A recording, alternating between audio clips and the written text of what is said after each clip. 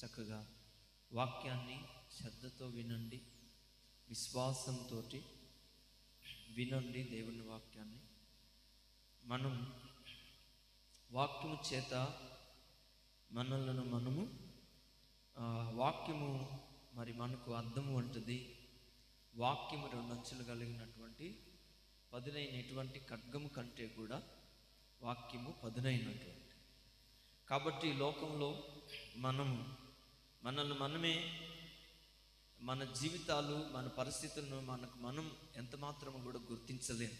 మనం నడుస్తున్న మన నడవడిక, మన మాట తీరు, మన జీవితం ఎలా ఉంటుంది అన్నది మనంతట మనము గ్రహించలేము.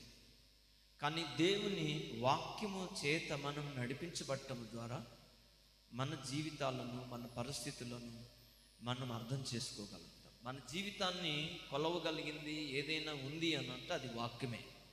వాక్యము ఒక మరి కొలమానం, మన జీవితాన్ని కొలుస్తుంది. మనం ఎలా నడుస్తున్నామో, మన తీరు ఎలా ఉన్నదో, మన విశ్వాస జీవితం ఎలా ఉందో, మన ప్రార్థనా జీవితం ఎలా ఉందో, ఆత్మ సంబంధమైన జీవితం ఎలా ఉందో, మనల్ని వాక్యం అనే కొలమానం మనల్ని ఏం చేస్తుంది? కొలుస్తుంది. ఎందుకనంటే దేవుడు ఒక రోజున మనందరినీ ఆయన ఒక తూకంలో ఉంచబోతున్నాడు.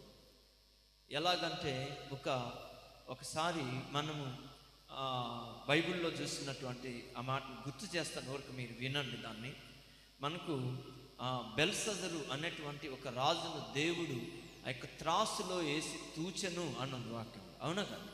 దేవుడు ఆ యొక్క బెల్షస్సరు త్రాసులో వేసి తూచాను అన్నాడు. నేను త్రాసులో ఉంచగా నీవు నాకు తక్కువగా కనబడుతుంది అన్నాడు. సో కాబట్టి దేవునికి న్యాయమైన త్రాసు ఉన్నది. దేవుడు దానిలో మనల్ని తూచేవాడుగా ఉన్నాడు. అప్పుడు ఆయన మనల్ని తూచినప్పుడు ఆయనకు మనం ఖచ్చితంగా కనబడతాం. ఆ రోజున మన నీతి ఏంటో కనబడుతుంది, మన భక్తి ఏంటో కనబడుతుంది, మన లోపాలన్నీ ఆ రోజున కనబడతాయి. అవునా కదా? సో కాబట్టి మనం జాగ్రత్త పడటం మంచిది. ఈరోజు నేను మీకు ఒక మాటను జ్ఞాపకం చేయాలనుకుంటున్నాను. పరిశుద్ధ గ్రంథంలో నుంచి కొరింథీయులకు రాసినటువంటి మొదటి పత్రిక 10వ అధ్యాయము మొదటి వచనం నుండి కొన్ని మాటలను మనం చదువుతాం. కొరింథీయులకు రాసినటువంటి మొదటి పత్రిక, జాగ్రత్తగా వినండి. సహోదరులారా, ఈ సంగతి మీకు తెలియకుండుట నాకిష్టం లేదు.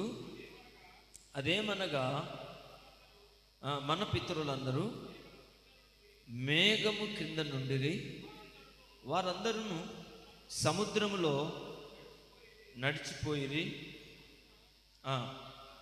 అందరూ మోషేను బట్టి మేఘములోను సముద్రములోను బాప్తిస్మము పొందిరి. అందుచేత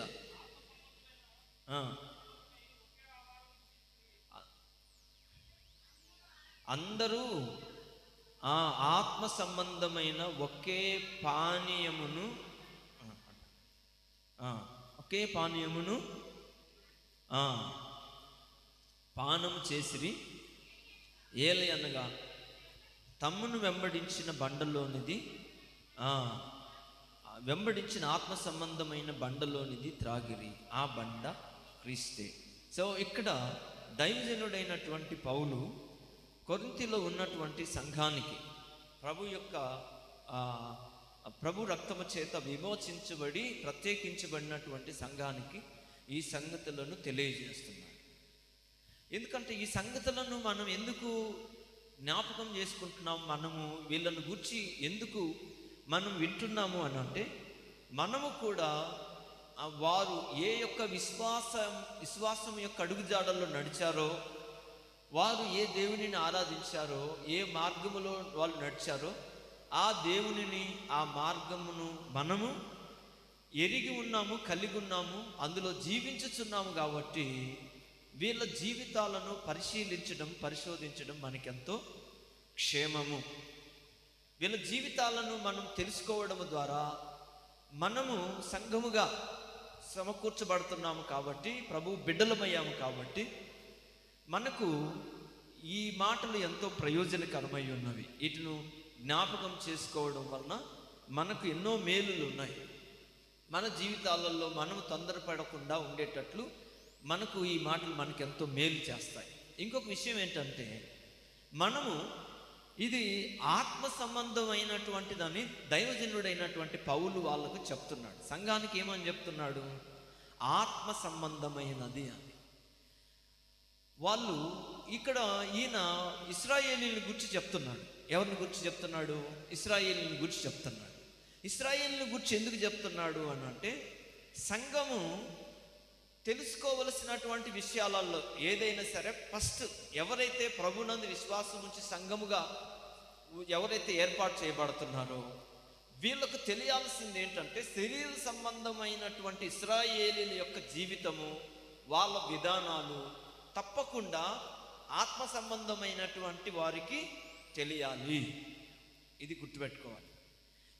శరీర ప్రకారము జీవించినటువంటి జీవితం, శరీరానుసారమైనటువంటి బలులు, శరీరానుసారమైనటువంటి నియమాలను అనుసరించినటువంటి ఇశ్రాయేలీలు ఉన్నారు. సో వీళ్ళను మనం ఎప్పుడైతే ఈ సంఘం ఎప్పుడైతే వాళ్ళను అర్థం చేసుకుంటుందో, ఆత్మ సంబంధమైనటువంటి నియమాలకు ఈ యొక్క ప్రభువును ఎరిగినటువంటి వాళ్ళు వీటిని ఎలా కొనసాగించుకోవాలో వాళ్ళకు అర్థమవుతుంది. ఈ సంఘానికి అర్థమవుతుంది. వాళ్ళని అర్థం చేసుకుంటే సో సంఘము మిగతా విషయాలను చాలా తేలిగ్గా, సంఘము ఏదైనా సరే తెలుసుకోవాలి అనుకుంటే, వాళ్ళను అర్థం చేసుకుంటే, వాళ్ళ గురించి తెలుసుకుంటే మిగతా విషయాలు చాలా తేలిగ్గా అర్థమవుతాయి ఏదైనా. సో ఇప్పుడు ప్రస్తుతం ఉన్నటువంటి వాళ్ళని మనం చూస్తే మనకు అర్థం కాదు. సంఘమును మనం చూడాలి, ఇశ్రాయేలీలను చూడాలి. అలాగనే ప్రారంభంలో ప్రభు రక్తము చేత విమోచించబడి, కడగబడి, ప్రత్యేకించబడినటువంటి ప్రారంభ క్రైస్తవులను లేక విశ్వాసులను మనం చూస్తే మన జీవితాలు కానీ, దైవికమైనటువంటి విశ్వాస జీవితం కానీ ఎలా ఉంటుందనేది మనకు అర్థమవుతుంది. వాళ్ళను మనం చదవాలి, లేక వాళ్ళని గురించి తెలుసుకోవాలి. అప్పుడే మనకు ఈ విశ్వాస జీవితం మనకు అర్థమవుతుంది అని మనం అర్థం చేసుకోవాలి. అందుకని సంఘానికి ఈ విషయాన్ని చెప్తున్నాడు ఆయన. ఏంటనంటే, వీళ్ళు ప్రభు సన్నిధిలోనికి వస్తున్నారు. వీళ్ళు మారు మనసు పొందినటువంటి వాళ్ళు, బాప్తీసం పొందినటువంటి వాళ్ళు, ప్రభు యొక్క శరీరములో, ప్రభు యొక్క రక్తంలో పాలు పంపులు పొందుతున్నారు వీళ్ళు. కానీ వీళ్ళకు సరైనటువంటి అవగాహన లేదు. వీళ్ళు ఏ ఆహారమునైతే భుజిస్తున్నారో, ఏ పాత్రలోనిదైతే వీళ్ళు తాగుతున్నారో, దీనిని గూర్చినటువంటి సరైనటువంటి అవగాహన లేకుండా వీళ్ళు జీవిస్తున్నారు.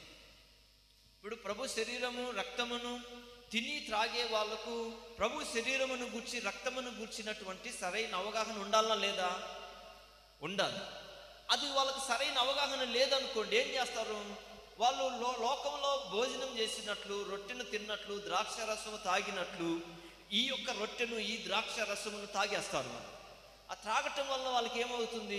ఆ యొక్క ద్రాక్ష రసము గురించి కానీ, ఆ రొట్టెను గురించి కానీ వాళ్ళకు సరైనటువంటి అవగాహన లేనప్పుడు వారికి ప్రభు శరీరమును గూర్చి, ప్రభు రక్తమును గూర్చినటువంటి సరైనటువంటి అవగాహన, విశ్వాసం వాళ్ళకు ఉండదు. దాని మూలంగా ఏమవుతుంది? వాళ్ళు భుజించుతున్నటువంటి ఆహారము అది ఆత్మ సంబంధమైనదని వాళ్ళు గుర్తించలేకపోతారు. ఇప్పుడు మన ప్రభు యొక్క శరీరము, ప్రభు యొక్క రక్తము దేనికి సంబంధించినటువంటిది? ఏది? ఆత్మ సంబంధమైంది. చెప్పండి, దేనికి సంబంధమైంది? ఆత్మ సంబంధమైనది. ఇది ఆత్మ సంబంధమైనదని ఎప్పుడైతే ఈ ఆహారమును తినే వాళ్ళు గుర్తించలేకపోతున్నారో, వాళ్ళు ఏమనుకుంటున్నారు? ఇది కేవలం మామూలు ఆహారం అనుకుంటున్నారు. సో వీళ్ళు ఏం చేశారని అంటే, ఈ యొక్క ప్రారంభంలో సంఘముగా సమకూర్చబడినటువంటి వాళ్ళు, కొరింథీలో ఉన్నటువంటి వాళ్ళు ఈ ప్రభు యొక్క భోజనం చేయడానికి వచ్చినప్పుడు వాళ్ళు కొంతమంది ముందు వచ్చేసి వాళ్ళకు ఆ భోజనం తినేస్తున్నారు. ద్రాక్ష రసమును, ఆ రొట్టెను కావలసినంత మట్టుకు తినేస్తున్నారు. తిని ఈ కొంతమంది ఏమైపోయే వాళ్ళంట, మత్తులైపోయేవారు. ఇంకొంతమంది ఏమో ఆహారం తినడానికి వాళ్ళకి ఏమీ ఉండేది కాదనమాట. అంటే అట్లా చేసేవాళ్ళు వాళ్ళు. అప్పుడు పౌలు ఏం చెప్తున్నాడు అని అంటే, వీళ్ళకి అర్థం అవ్వడానికి, అంటే వీళ్ళకి చెప్పింది అనుకోండి, ఇది మీరు ఈ ఆహారమును మీరు ఇలా తినకూడదు, మీరు ఇలా చేస్తున్నారు, మీరు ఇది తప్పు చేస్తున్నారు అంటే వాళ్ళకి అర్థం కాదు. అవునండి, వాళ్ళకి అర్థం కాదు. అందుకని ఆయన ఏం చేశాడంటే, ఇశ్రాయేలీయులను గురించి వాళ్ళకు తెలియజేస్తున్నాడు. ఏం చెప్పాడు అని అంటే, ఇశ్రాయేలీయులు వారు ఐగుప్తును